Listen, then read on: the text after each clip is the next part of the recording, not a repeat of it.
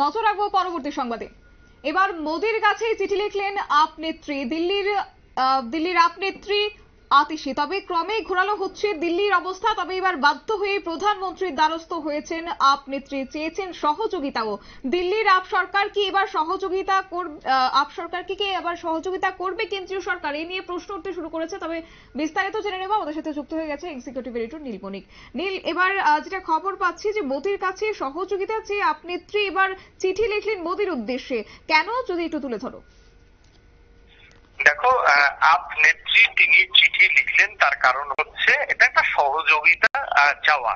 এর সঙ্গে রাজনীতি গুলিয়ে ফেলাটা ঠিক বলে মনে করে না রাজনৈতিক মহলের একাংশ। কারণ আমরা আজকেও যে মুহূর্তে এই সংবাদ পরিবেশন করছি, সেই মুহূর্তে কিন্তু উত্তর পূর্বে কার্যত বৃষ্টি, টানা ৩-৪ দিন বৃষ্টিতে এখন কিন্তু মানুষ একটু রোদ চাইছে। অন্যদিকে কিন্তু দিল্লি একেবারেই গরমের হাঁসফাঁস গরম, সেই হাঁসফাঁস গরমে পড়ছে।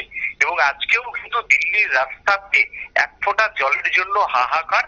শুধু তাই নয়, সাধারণ মানুষ জলের জন্য মারামারি করছে।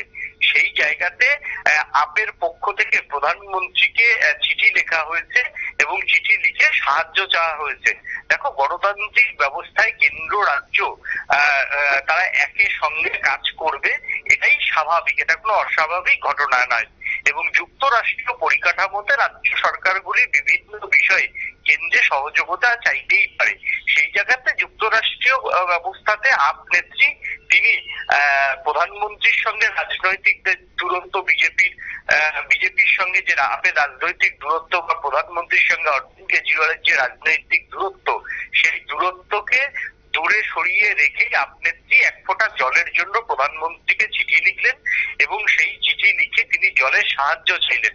তার কারণ হচ্ছে হরিয়ানা, উত্তরপ্রদেশ, উত্তরাখণ্ড, এই যে বড় বড় 3টি রাজ্য, এই 3টি রাজ্যই কিন্তু কার দখলে না, বিজেপি শাসিত রাজ্যের দখলে।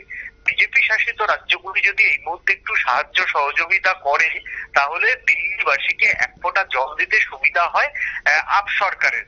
তার জন্যই প্রধানমন্ত্রীর কাছে এই চিঠি না, এবং কেন্দ্র নিজে যাতে উদ্যোগ নিয়ে দিল্লিকে এক ফোঁটা জল দেওয়ার জন্য তারাও যাতে এগিয়ে আসে, তার জন্যই এই চিঠি লিখেছে বলে মনে করছেন রাজনৈতিক মহলের একাংশ।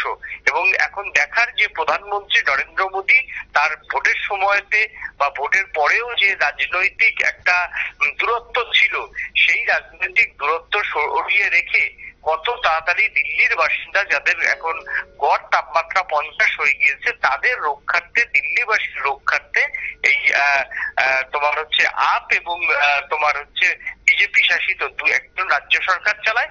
আপ রাজ্য সরকার চালাচ্ছে দিল্লিতে, অন্যদিকে হচ্ছে দিল্লির কেন্দ্রীয় সরকার চালাচ্ছে বিজেপি।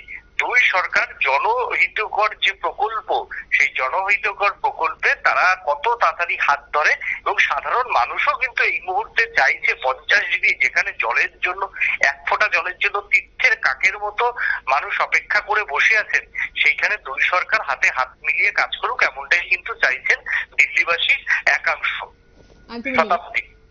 ঠিক তাই, ধন্যবাদ। একেবারে বিস্তারিত বিষয়টা তুলে ধরলো আমাদের এক্সিকিউটিভ এডিটর নীল বণিক। তবে ইতিমধ্যেই কিন্তু যখন সিকিম সহ উত্তর পূর্বাঞ্চলের বেশ কয়েকটি রাজ্যে বলা যায় ধস নেমেছে, সেই জায়গায় দাঁড়িয়ে রাজধানী দিল্লিতে কিন্তু উল্টো চিত্র লক্ষ্য করা যাচ্ছে। বেশ কয়েকদিন জন্য জলের জন্য হাহাকার করছে দিল্লিবাসী, চাতকের মতো এক প্রকার তাকিয়ে রয়েছে।